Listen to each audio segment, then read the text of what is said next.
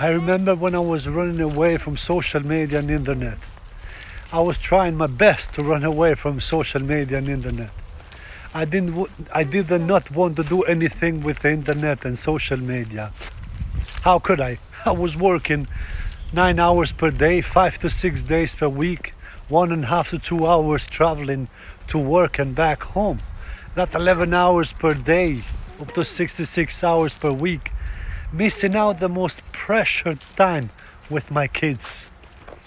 I was thinking if life as a father that I so desperately long to be, what was the point of me being a father that I can't be there for my kids and enjoy the most precious gift that God trusted me with? By the time I had a shower and something to eat, there was no time for social media and internet. This little time I had left in the evening, I wanted to enjoy with my kids. But coming home so tired, all I wanted to do is lay on the sofa and relax and do nothing. This thought that was planted on the back of my mind when I was very young, the thought was that I wanted to do something big, something that not just my family, but also my country could be proud of. It was a big dream.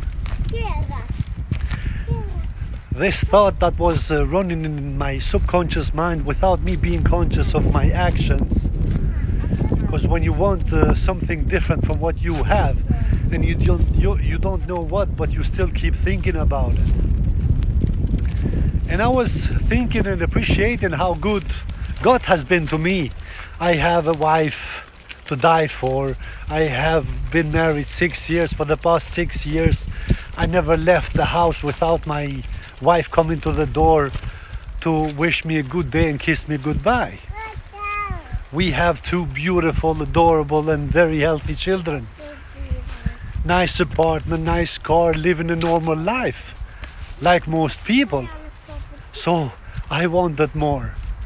And the thinking of wanting more was pushing me to ask questions.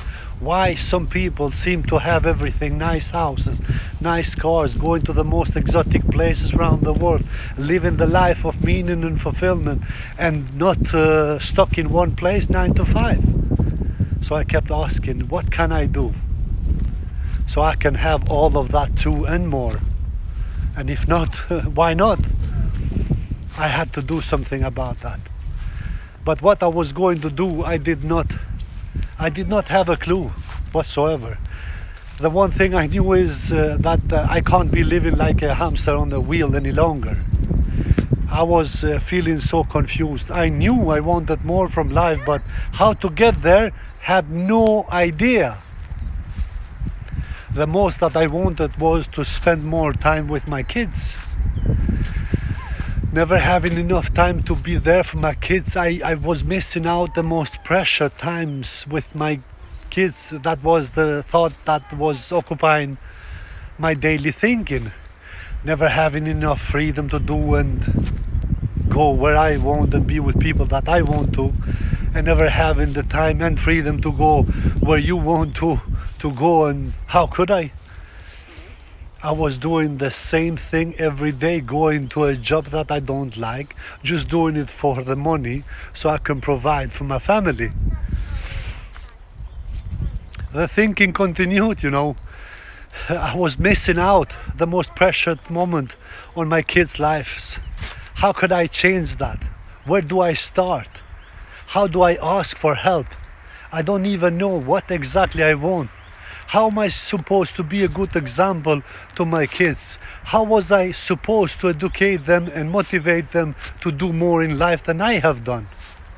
I knew the answer to that question. Kids learn by watching the way adults behave. So I had to start. I had to do something somewhere, somehow. So I started reading. I started reading self-development books like The Power of Positive Thinking, The Secret, and so on. Never in my life have I read a book before. I was so bad in school that even it would be inappropriate to talk about it. The barriers kept lifting off my mind. As I kept reading, I started understanding that I am liking it every time more and more, and very much so that I fell in love with the reading. I continued reading. I started to be more confident about myself.